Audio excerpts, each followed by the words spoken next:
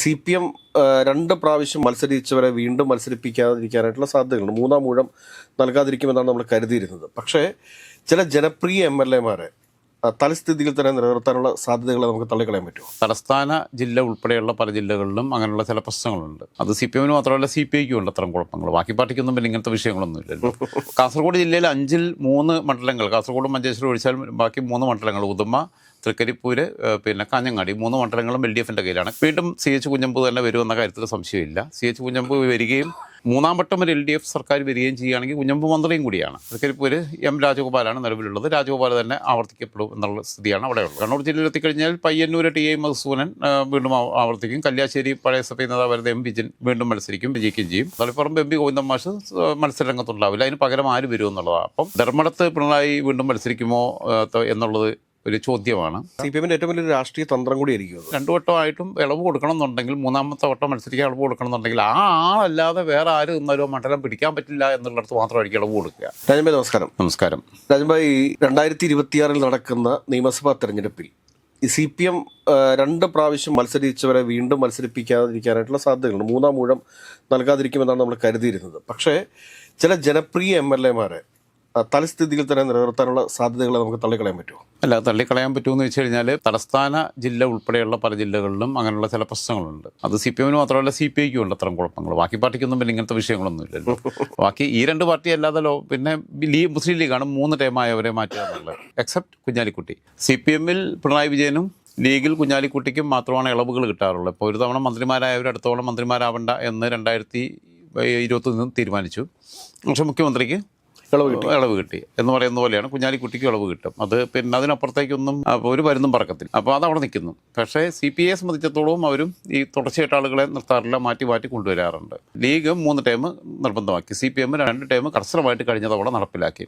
ഇത്തവണ വരുമ്പം എനിക്ക് തോന്നുന്നു നമുക്ക് പിന്നെ എല്ലാം കൂടെ സ്റ്റേറ്റ് വൈഡായിട്ട് പറയാനുള്ള ബുദ്ധിമുട്ടുണ്ടാവും. നമുക്ക് കാസർഗോഡ് നിന്ന് തുടങ്ങാം. എന്നിട്ട് നമുക്കൊരു 15 മിനിറ്റിലാകുമ്പോൾ പ്രേക്ഷകരെ ഓർമ്മിപ്പിക്കാതെ നിർത്താം. എന്നിട്ട് അതിൻ്റെ അടുത്ത മാറ്റം എടുക്കാം. കാസർഗോഡ് ജില്ലയിൽ 5-ൽ 3 മണ്ഡലങ്ങൾ, കാസർഗോഡും മഞ്ചേശ്വരം ഒഴിച്ചാൽ ബാക്കി 3 മണ്ഡലങ്ങൾ, ഉദുമ, തൃക്കരിപ്പൂര്, പിന്നെ കാഞ്ഞങ്ങാടി, 3 മണ്ഡലങ്ങളും LDF-ൻ്റെ കയ്യിലാണ്. കാഞ്ഞങ്ങാട് CPI-യുടെ ചന്ദ്രശേഖരനാണ്. 2016-21 വരെ മന്ത്രിയായിരുന്നു. പുള്ളിയുടെ ടൈം പൂർത്തീകരിച്ചു. പുള്ളിക്ക് ഇനി സീറ്റ് കൊടുക്കാൻ സാധ്യതയുണ്ടെന്ന് ഞാൻ കാണുന്നില്ല. അവിടുന്ന് പുതിയ ഒരാൾ വരാനാണ് സാധ്യത. അവിടെ കോൺഗ്രസ് ഏറെ പ്രതീക്ഷ വെച്ച് പുലർത്തുന്നുണ്ട്. അതേപോലെ തന്നെ പിന്നെയുള്ളത് CPM-ൻ്റെ കയ്യിലുള്ളത് സംസ്ഥാന കമ്മിറ്റി അംഗം CH കുഞ്ഞമ്പു. മുമ്പ് മഞ്ചേശ്വരത്തു നിന്നും അദ്ദേഹം MLA ആയിട്ടുണ്ട്. അദ്ദേഹമാണ് ഇപ്പോൾ സിറ്റിംഗ് MLA.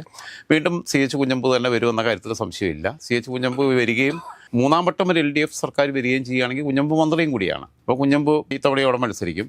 പിന്നുള്ളത് അവിടെ തൃക്കരിപ്പൂരാണ്. തൃക്കരിപ്പൂര് M രാജഗോപാലാണ് നിലവിലുള്ളത്. രാജഗോപാൽ തന്നെ ആവർത്തിക്കപ്പെടും എന്നുള്ള സ്ഥിതിയാണ് അവിടെ ഉള്ളത്. രാജഗോപാൽ എത്ര ടൈം? ഒരു ടൈമോ 2 ടൈമോ? M രാജഗോപാലിന് ഒരു ടൈമാ. പിന്നെ CPM-ന്റെ ഉരുക്കു കോട്ടകളല്ലേ തൃക്കരിപ്പൂര്. കാരണം തൃക്കരിപ്പൂരല്ലേ പണ്ട് നായനാരും ഒക്കെ മത്സരിച്ച് വിജയിച്ചിട്ടുള്ള പിന്നെ മണ്ഡലമാണല്ലോ. അതേപോലെ തന്നെ KP സതീഷ് ചന്ദ്രൻ അവിടെ നിന്ന് MLA ആയിരുന്നു, ഒക്കെ ആയിരുന്നു. അപ്പം പക്ഷേ ഉദുമയിലും കാഞ്ഞങ്ങാടും കോൺഗ്രസ്സുകാർ പ്രതീക്ഷ വെച്ച് പുലർത്തുന്ന 2 മണ്ഡലങ്ങളാണ്. പിന്നെ ഇങ്ങോട്ട് വന്നു കഴിഞ്ഞാൽ കണ്ണൂർ ജില്ലയിൽ എത്തിക്കഴിഞ്ഞാൽ പയ്യന്നൂർ TI മധുസൂദനൻ വീണ്ടും ആവർത്തിക്കും. കല്യാശ്ശേരി പഴയ സഭ നേതാവ് M വിജിൻ വീണ്ടും മത്സരിക്കും, വിജയിക്കുകയും ചെയ്യും എന്നാണ് ഞാൻ പ്രതീക്ഷിക്കുന്നത്. പിന്നെ ഉള്ളത് തളിപ്പറമ്പാണ്. തളിപ്പറമ്പ് MP ഗോവിന്ദൻ മാഷ് മത്സരരംഗത്തുണ്ടാവില്ല. അതിന് പകരം ആര് വരുമെന്നുള്ളതാണ്. അപ്പം തളിപ്പറമ്പിൽ നിന്ന് തന്നെ മുമ്പ് MLA ആയിരുന്ന ജെയിംസ് മാത്യുവിൻ്റെ ഭാര്യ സുകന്യ ഒരു പക്ഷേ അവിടെ നിന്ന് സ്ഥാനാർത്ഥിയായിട്ട് വരാൻ സാധ്യതയുണ്ട്. പാർട്ടി ലീഡർഷിപ്പിലൊക്കെ ഉള്ളതാണ്. ജെയിംസ് മാത്യു സജീവ രാഷ്ട്രീയത്തിൽ നിന്ന് വലിയ പാർട്ടിക്കാരനാണ്. പക്ഷേ ചില കാര്യങ്ങളൊക്കെ തുറന്നു പറയുകയൊക്കെ ചെയ്യുന്നതാണ്. അവർ SFI രംഗത്ത് നിന്ന് കണ്ട് പിന്നെ മതവും നോക്കാതെ പ്രണയിച്ച് വിവാഹം കഴിച്ചവരാണ്. സുകന്യയുടെ അനിയത്തിയാണ് തൃശ്ശൂരിൽ നിന്നുള്ള പിന്നീട് SFIയുടെ സംസ്ഥാന സെക്രട്ടറി ആയിട്ടുള്ള UP ജോസഫ് വിവാഹം കഴിച്ചിട്ടുള്ളത്. 2 പേരും സംഘടനാ രംഗത്ത് പങ്കാളികളെ കണ്ടെത്തിയ. അപ്പോൾ സുകന്യ ടീച്ചർ വരാൻ സാധ്യതയുണ്ട് എന്നാണ് പിന്നെ പറഞ്ഞു കേൾക്കുന്നത്. അത്രത്തോളം ശരിയാകും എന്നുള്ളത് നമുക്ക് പറയാൻ വയ്യ. അഴീക്കോട് KV സുമേഷ് വീണ്ടും KM ഷാജിയെ കഴിഞ്ഞ തവണ പരാജയപ്പെടുത്തി. KM ഷാജി ആദ്യം അവിടെ നിന്ന് 2011 വിജയിക്കുന്നു. 16 നമ്മളെ നികേഷ് കുമാർ അവിടെ പോയി കിണറ്റിലൊക്കെ ഇറങ്ങി തേകുകയൊക്കെ ചെയ്തിട്ടും പുള്ളി തോറ്റുപോയി. പക്ഷേ 2021 KM ഷാജിയെ കെട്ടുകെട്ടിച്ചത് KV സുമേഷാണ്. പഴയ ജില്ലാ പഞ്ചായത്ത് പ്രസിഡൻ്റായിരുന്നു. അതേപോലെ തന്നെ സൗമ്യനായ ചെറുപ്പക്കാരനാണ്. SFIയുടെ സംസ്ഥാന പ്രസിഡൻ്റൊക്കെ ആയിരുന്നു. KV സുമേഷ് തന്നെ വീണ്ടും മത്സരിക്കും. KV സുമേഷ് ജയിക്കും. ജനകീയനാണ്, വളരെ സൗമ്യനാണ്.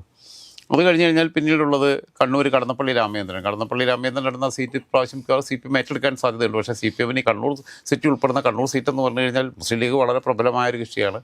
മുസ്ലിം ലീഗ് ആ സീറ്റിന് ശ്രമിക്കുന്നുണ്ട്. K സുധാകരൻ ചിലപ്പോൾ മിക്കവാറും കോൺഗ്രസിൻ്റെ സ്ഥാനാർത്ഥിയായിട്ട് വരും. കാരണം അദ്ദേഹത്തിന് മന്ത്രിയാവണം എന്നുള്ള. പക്ഷേ CPM-നെ അനുശ്രീയൊക്കെ ഇട്ട് കഴിഞ്ഞാൽ ഒരുപക്ഷെ സാധ്യതകളില്ലേ? വളരെ കഷ്ടമായിരിക്കും. കടന്നപ്പള്ളി രാമചന്ദ്രൻ്റെ ഒരു സൗമ്യത കൊണ്ടൊക്കെയാണ് പോകുന്നത്. ഇപ്പം പിന്നെ അവിടെ ഷാജറിനെയാണ് പിന്നീട് CPM നിർത്താൻ സാധ്യതയുള്ളത്. പിന്നെ SFL ജില്ലാ സെക്രട്ടറി ഒക്കെ ആയിരുന്നു, സംസ്ഥാന ഭാരവാഹിയായിരുന്നു, DYFയുടെ ജില്ലാ സെക്രട്ടറി ആയിരുന്നു. ഇപ്പം പിന്നെ അത് കഴിഞ്ഞിട്ട് പിന്നീട് യുവജന കമ്മീഷൻ്റെ അധ്യക്ഷനാണ്. ഇപ്പം ഷാജറിനായിരിക്കും നിർത്താൻ സാധ്യതയുള്ളത്. പിന്നീട് ധർമ്മടത്ത് പിണറായി വീണ്ടും മത്സരിക്കുമോ എന്നുള്ളത് ഒരു ചോദ്യമാണ്. മത്സരിക്കാൻ എല്ലാവരും പറയുന്നു മൂന്നാം പിണറായി സർക്കാർ എന്ന് പറയുമ്പോൾ ഞാൻ കരുതുന്നത് പിണറായി വിജയൻ ക്യാമ്പയിൻ്റെ നേതൃത്വം കൊടുത്ത് മത്സരരംഗത്ത് മാറി നിൽക്കും എന്നാണ് ഞാൻ ചിന്തിക്കുന്നത്. സ്വാഭാവികമായും എൻ്റെ ഒരു കണക്കൂട്ടിൽ അങ്ങനെയാണ്.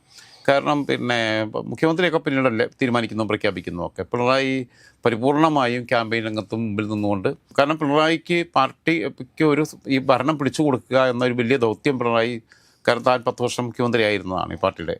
അപ്പോൾ അതുകൊണ്ട് അങ്ങനെ ഒരു വലിയ ഉത്തരവാദിത്വം ഏറ്റെടുത്തുകൊണ്ട് മത്സരരംഗത്ത് മാറി നിൽക്കും എന്നാണ് ഞാൻ പ്രതീക്ഷിക്കുന്നത്.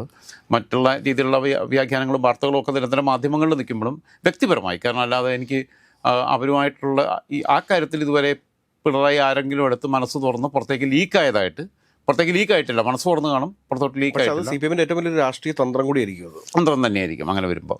പിന്നീട് അത് കഴിഞ്ഞാൽ പിന്നീട് നമുക്ക് പോകാനുള്ളത് തലശ്ശേരിയാണ്. തലശ്ശേരി ഷംസീറിനെ ഇനിയും മത്സരിപ്പിക്കാൻ സാധ്യതയില്ല. കാരണം ഷംസീർ, അതായത് ഇവർ ഒരു ഇളവ് കൊടുക്കുകയാണെങ്കിൽ, നിലവിലുള്ള 2 വട്ടമായിട്ടും ഇളവ് കൊടുക്കണം എന്നുണ്ടെങ്കിൽ, 3ാമത്തെ വട്ടം മത്സരിക്കാൻ ഇളവ് കൊടുക്കണം എന്നുണ്ടെങ്കിൽ ആ ആളല്ലാതെ വേറെ ആര് നിന്നാലും മണ്ഡലം പിടിക്കാൻ പറ്റില്ല എന്നുള്ളിടത്ത് മാത്രമായിരിക്കും ഇളവ് കൊടുക്കുക. അതുകൊണ്ടാണ് ഇളവ് കൊടുക്കുന്നത്. അല്ലാതെ ഇവർക്ക് ഈ നിയമം കർശനമായി നടപ്പിലാക്കണം എന്ന് തന്നെയാണ് ആഗ്രഹം. പക്ഷേ അങ്ങനെ നടപ്പിലാക്കുന്നതിൻ്റെ ഭാഗമായി സീറ്റ് നഷ്ടപ്പെടുന്ന സ്ഥിതി ഉണ്ടെങ്കിൽ പിന്നെ ഇവർക്ക് ഇളവ് കൊടുക്കത്തുള്ളൂ. അപ്പോൾ തലശ്ശേരി എന്തായാലും അവർക്ക് നിലനിർത്താൻ പറ്റുന്നൊരു സീറ്റാണ്. തലശ്ശേരിയിൽ ഷംസീറിനെ മാറും. ഷംസീറിന് അതുകൊണ്ടാണ് സ്പീക്കർ സ്ഥാനം കൊടുത്തത്. കോടിയേരി ശരിക്കും പറഞ്ഞാൽ 2014 തുടക്കത്തിൽ തന്നെ ഷംസീറിനെ ക്യാബിനറ്റിൽ എടുക്കണം എന്നുള്ള താല്പര്യക്കാരനായിരുന്നു. പിന്നെ കോടിയേരിയുടെ ഒരു ഇടപെടലിൻ്റെയും സമ്മർദ്ദത്തിൻ്റെയും ഭാഗമായിട്ടാണ്. പക്ഷേ ക്യാബിനറ്റിൽ എടുത്തു കഴിഞ്ഞാലും അടങ്ങിയിരിക്കത്തില്ല എന്നുള്ളതുകൊണ്ടാണ് സ്പീക്കറായത്. കേരളം കണ്ട ഏറ്റവും മികച്ച സ്പീക്കർമാരിൽ ഒരാളായിട്ട് തന്നെയാണ് ഷംസീർ നിൽക്കുന്നത്. ഇപ്പം പഴയ ഷംസീർ അല്ല, ഇപ്പം പക്വതയോടുകൂടി കാര്യങ്ങൾ കൈകാര്യം ചെയ്യുന്നുണ്ട്. ഉള്ള ചെറുപ്പത്തിലെ സ്പീക്കറായെങ്കിലും നല്ല ഒരു പിന്നെ സഭാധ്യക്ഷനായിരുന്നു. കൃത്യമായിട്ട് ഇടപെടേണ്ട കാര്യങ്ങൾ, റൂൾസ് എല്ലാം കൃത്യമായിട്ടെല്ലാം പഠിച്ചിട്ടുണ്ട്. അപ്പോൾ ഇതൊക്കെ അറിയാം. മറ്റേത് ഇതൊന്ന് ആക്കി കിട്ടാനാണ് അതിന് മുമ്പ് ഈ ക്ലാസ്സിൽ കിടന്ന് അരമ്പുണ്ടാക്കിക്കൊണ്ടിരുന്നത് നിയമസഭയ്ക്കകത്ത്. അത് കഴിഞ്ഞ് കഴിഞ്ഞാൽ പിന്നീട് വരാനുള്ളത് പിന്നെ കൂത്തുപറമ്പാണ്. കൂത്തുപറമ്പ് ഇത്തവണ ശ്രേയാംസ് കുമാറിൻ്റെ പാർട്ടിയുടെ KP മോഹനാണ് അവിടെ നിന്ന് കഴിഞ്ഞ തവണ മത്സരിച്ച് വിജയിച്ചത്. അവർക്ക് സീറ്റിൻ്റെ കാര്യത്തിൽ എന്താവും, അവർ മുന്നണിയിലുണ്ടാവുമോ, അവരെ വേണ്ടത്ര പരിഗണിക്കുമോ, അല്ലെങ്കിൽ ഇപ്പോൾ കഴിഞ്ഞ തവണ 3 സീറ്റിൽ കണ്ട് അവർ മത്സരിച്ചെന്ന് തോന്നുന്നു എനിക്ക്. എത്ര സീറ്റാണ്? വടകരയിൽ മനയത്തി ചന്ദ്രനും ശ്രേയാംസ് കുമാർ കൽപ്പറ്റയിലും. അപ്പം പിന്നെ അവരുടെ സ്ട്രൈക്കിംഗ് റേറ്റ് വളരെ മോശമാണ്. KP മോഹൻ മാത്രമാണ് ജയിച്ചേക്കുന്നത്. ഒറ്റ MLA മാരുള്ള പലർക്കും മന്ത്രിസ്ഥാനം കൊടുത്തപ്പോൾ ഇവർക്ക് കൊടുത്തിട്ടില്ല. അതേസമയം മാത്യു തോമസിന് അപ്പുറത്ത് കൊടുക്കുകയും ചെയ്തു. നിങ്ങൾ മാത്യു തോമസുമായിട്ട് പിന്നെ ലയിക്കാനാണ് പറഞ്ഞത് ഇവരോട്. അപ്പോൾ അത് ചെയ്യാത്ത സ്ഥിതിക്ക് എന്തായിരിക്കും എന്നുള്ളത് അറിയില്ല. പക്ഷേ കൂത്തുപറമ്പിൽ ഇന്ന് വാർത്തകൾ പുറത്തു വരുന്നുണ്ട് RJD ഒരുപക്ഷെ UDFിലേക്ക് എത്തിയേക്കാണ്. കൂത്തുപറമ്പ് എന്ന് പറയുന്ന മണ്ഡലത്തിനകത്ത്, കാരണം KP മോഹനെ ആൾക്കാരിരുന്ന് ഉന്തുകയും തള്ളിയൊക്കെ ചെയ്തിട്ട് സാധാരണ മനുഷ്യന്മാരിരുന്ന് ചെയ്തിട്ട് പോലും CPM ചോദിക്കാൻ പോയിട്ടില്ല. പക്ഷേ കൂത്തുപറമ്പിൽ ആ സീറ്റ് അങ്ങനെ വന്നു കഴിഞ്ഞാൽ പിന്നെ CPM മത്സരിക്കുകയാണെങ്കിൽ ആരാന്നുള്ളത് നമുക്ക് പറയാൻ വയ്യ. മട്ടന്നൂർ ഇപ്പം നേരത്തെ ധർമ്മടം പറഞ്ഞ പോലെ തന്നെ ശൈലജ ടീച്ചറെ വീണ്ടും നിർത്തുമോ? വേറെ ഒരു വനിതാ മുഖ്യമന്ത്രിയെ KR ഗൗരിയമ്മയെ 87 പറഞ്ഞതുപോലെ, അല്ലെങ്കിൽ 96 സുശീല ഗോപാലൻ ആവുന്നു. അവരെ നേരത്തെ പറഞ്ഞില്ല ആവുമെന്നുള്ള പ്രതീതി സൃഷ്ടിച്ച പോലെ അങ്ങനെ കാര്യത്തിലേക്ക് വീണ്ടും വിചാരത്തിലേക്ക് പാർട്ടി പോകുക എന്നുള്ളത് അറിയില്ല. അതിനെ ആശ്രയിച്ചിരിക്കും. നമുക്ക് പ്രഡിക്റ്റ് ചെയ്യാൻ പറ്റാത്തൊരു കാര്യമാണ്. പിന്നുള്ളത് പേരാവൂരാണ്. അതേപോലെ പേരാവൂർ ഇരിക്കൂരും. നമ്മൾ പേരാവൂർ വേണമെങ്കിൽ CPM പിടിച്ചെടുക്കാൻ പറ്റാത്ത മാലികേറമലയൊന്നുമല്ല. കാരണം പിന്നെ സംഭവം KPCC അധ്യക്ഷൻ പേരാവൂരിലെ MLA ആയിരുന്ന സമയത്തും DCC പ്രസിഡന്റ് ആയിരുന്ന സമയത്തും അല്ല. പിന്നെ KPCC പ്രസിഡന്റ് ആയതിനു ശേഷം പലപ്പോഴും ഒരു സ്ഥിരതയില്ലാത്ത നിലപാടിലേക്കൊക്കെ പോയതിൻ്റെ ഒക്കെ ഭാഗമായിട്ടൊക്കെ വേണമെങ്കിൽ. പക്ഷേ ഭരണവിരുദ്ധ തരംഗം എന്നൊന്നുണ്ട് സത്യത്തിൽ. അതുണ്ട്. അത് റിഫ്ലക്റ്റ് ചെയ്തിട്ടുണ്ട് പഞ്ചായത്തെടുപ്പിൽ. അതിനെ എങ്ങനെയൊക്കെ ഓവർകം ചെയ്യാൻ പറ്റും, എന്തൊക്കെ പിപ്പിളി വിദ്യകളാണ്, നമ്മളെ പിണറായി സഖാവിൻ്റെ ഭാഷയിൽ പറഞ്ഞ പിപ്പിളി വിദ്യകളാണ് LDFിൻ്റെ കയ്യിലുള്ളത്, CPM കയ്യിലുള്ളത് എന്നുള്ള ആശ്രയിച്ചിരിക്കും. പക്ഷേ അതിൻ്റെ ഇടയിൽ കൂടെ MM മണി ആശാനെ പോലുള്ളവർ ഞങ്ങൾ തിന്നാൻ തന്നില്ല എന്നൊക്കെ ചോദിച്ചു കഴിഞ്ഞാൽ പിന്നെ എല്ലാം കൂടെ കഴിഞ്ഞ റിട്ടയർഡ് പൊളിറ്റീഷ്യൻസിലേക്ക് പോകും. അല്ല, ക്വാളിറ്റി ഇല്ലാത്ത വർത്തമാനമാണ്. ഒരു മനുഷ്യന്മാർ പറയാൻ പാടില്ലാത്ത കമ്മ്യൂണിസ്റ്റുകാരെന്നുള്ളതല്ല. തൊട്ടപ്പുറത്ത് ഇനിയിപ്പോൾ വയനാട് ജില്ലയിലോട്ട് പോയി കഴിഞ്ഞാൽ വയനാട് ജില്ലയിലെ നിലവിലൊരു സീറ്റാണുള്ളത്. കൽപ്പറ്റ സീറ്റ് 2016 LDFിൻ്റെ കയ്യിലുണ്ടായിരുന്ന, CPM കയ്യിലുണ്ടായിരുന്നതാണ്. നമ്മുടെ ശശീന്ദ്രൻ ആയിരുന്നു അവിടെ MLA. പക്ഷേ ശശീന്ദ്രൻ ആ സീറ്റ് മാറി ചുമതല ഏറ്റെടുത്ത് ശ്രേയാംസ് കുമാറിനെ LDFിലേക്ക് വന്നപ്പോൾ നിർത്തി. പക്ഷേ സിദ്ദിഖ് മല കയറി അത് പിടിച്ചെടുത്തു, ചുരം കയറിയിട്ട്. സിദ്ദിഖ് തന്നെ ആയിരിക്കും അവിടെ വീണ്ടും സ്ഥാനാർത്ഥി. പിന്നെ അങ്ങനെ വരുമ്പോൾ ശ്രേയാംസ് കുമാർ അങ്ങോട്ട് പോകുകയാണെങ്കിൽ എന്താവുമോ എന്നുള്ളൂ, സിദ്ദിഖ് അവിടെ മാറേണ്ടി വരുന്ന അവസ്ഥ ഉണ്ടാവുമോ എന്നൊക്കെ ഉള്ളത്. സിദ്ദിഖിനെ വെട്ടാൻ കോൺഗ്രസിൽ ഒരു കളിയുണ്ട്. ഓക്കെ, ഷാഫി അതിൻ്റെ പിന്നിലുണ്ട്. മാനന്തവാടിയിൽ OR കേളു പിന്നെ MLA ആണ്. OR കേളുവിന് ഒരിളവ് കൊടുക്കുമോ എന്നുള്ള കാര്യം ആണ് അറിയാനുള്ളത്. കാരണം അവിടെ പട്ടികവർഗ്ഗമാണ്, പട്ടികജാതിയുമല്ല. അപ്പം OR Kallu അവസാന ഘട്ടത്തിൽ ഇപ്പോൾ കേരളകൃഷ്ണന്മാർ ഇപ്പോൾ മന്ത്രിയുമായി. അപ്പോൾ അങ്ങനെ വരുമ്പോൾ OR Kalluവിന് ചിലപ്പം ഒരിളവ് കൊടുക്കാൻ സാധ്യതയുണ്ട് എന്നാണ് ഞാൻ കാണുന്നത്. അപ്പോൾ ഇതുവരെ പറഞ്ഞതിൽ ഇളവ് കൊടുക്കാൻ സാധ്യതയുള്ളത് ഏറ്റവും ആദ്യം നമുക്ക് പറയാൻ പറ്റുന്ന ഒരു മണ്ഡലം OR Kallu ആണ്. ഇപ്പോൾ കാസർഗോഡും കണ്ണൂരും കഴിഞ്ഞിട്ട് വയനാട് എത്തുമ്പോൾ. അപ്പം പിന്നെ സുൽത്താൻ ബത്തേരി ഇപ്പോൾ IC ബാലകൃഷ്ണൻ്റെ സിറ്റിംഗ് ഇതാണ്. അവിടെ പിന്നെ നമ്മൾ ഇതുമായിട്ട് നമ്മളിപ്പോൾ ചർച്ച ചെയ്യുന്ന വിഷയമായിട്ട് ബന്ധമില്ല. അടുത്തത് കോഴിക്കോട് വടകരയിൽ ഇപ്പോൾ എന്തായാലും മൂന്നാമതും നിലവിൽ പിന്നെ UDFൻ്റെ കയ്യിലുള്ള സീറ്റാണ്. അത് ശ്രേയാംസ് കുമാറിൻ്റെ പാർട്ടി പോവുകയാണെങ്കിൽ CPM ആ സീറ്റ് ഏറ്റെടുക്കുകയും ആരെങ്കിലും നിർത്താനുള്ള സാധ്യതയുണ്ട്.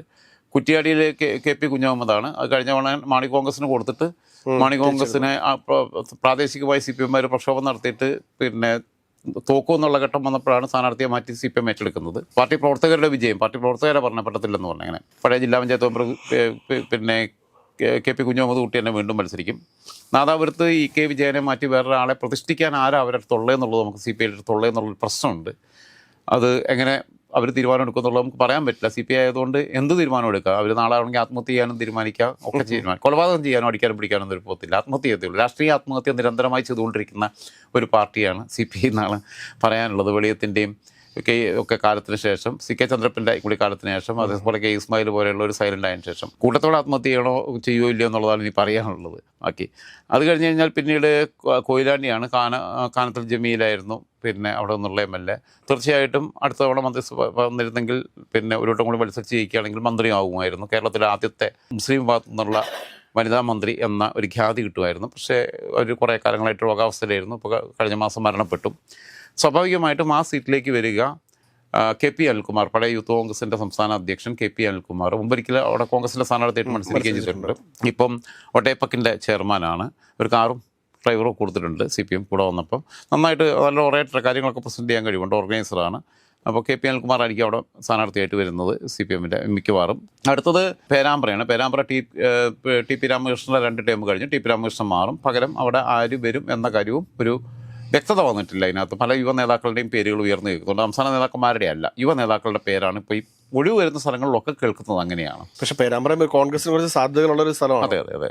തലശ്ശേരിയിൽ ഞാൻ പറഞ്ഞല്ലോ, MP നികേഷ് കുമാറിനെ ആണ് അവിടെ ഒരു സാധ്യത കാണുന്നത്. അതേപോലെ തന്നെ PP ദിവ്യയും ഒരുപക്ഷെ ഈ ധർമ്മടത്തും മട്ടന്നൂരും ഒക്കെ ഒഴിവ് വരുമ്പോൾ PP ദിവ്യയും പരിഗണിക്കാൻ സാധ്യതയുണ്ട്. പക്ഷേ അത് സംസ്ഥാന വ്യാപകമായിട്ട് എന്തെങ്കിലും തിരിച്ചടി ഉണ്ടാകുമോ എന്നുള്ളൊരു ആശങ്ക ഒരു വശത്തുണ്ടാകാൻ സാധ്യതയുണ്ട്. സ്റ്റേറ്റ് കമ്മിറ്റിക്കകത്ത് അങ്ങനെ പ്രപ്പോസൽ വരുമ്പോൾ. പക്ഷേ ജില്ലാ കമ്മിറ്റിയിൽ നിന്നാണെങ്കിൽ അങ്ങനെ പ്രപ്പോസൽ പോകാനുള്ള സാധ്യതയുണ്ടെന്ന് ഞാൻ മനസ്സിലാക്കുന്നത്.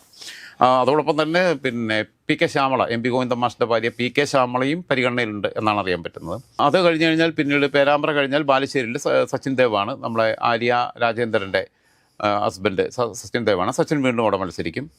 എലത്തൂർ AK ശശീന്ദ്രനെ ഇനിയൊരു ടേം അവർ പാർട്ടിയുടെ പേരെന്തോ NCP അതിനി കൊടുക്കാൻ ആ സീറ്റ് CPM ഏറ്റെടുക്കും. അവിടെ കാരണം അവിടെ CPMൻ്റെ വോട്ടുണ്ടായിരിക്കുന്നത് നല്ല ഭൂരിപക്ഷം സീറ്റ് അവരുടെ കോട്ടയാണ്. കോഴിക്കോട് നോർത്തിൽ തോട്ടത്തിൽ രവീന്ദ്രൻ, പഴയ നമ്മുടെ പിന്നെ ദേവസ്വം ബോർഡ് ചെയർമാനും ഒക്കെ ആയിരുന്നു, പഴയ മേയറായിരുന്നു, ഡെപ്യൂട്ടി മേയറായിരുന്നു, ഒക്കെ ആയിരുന്നു.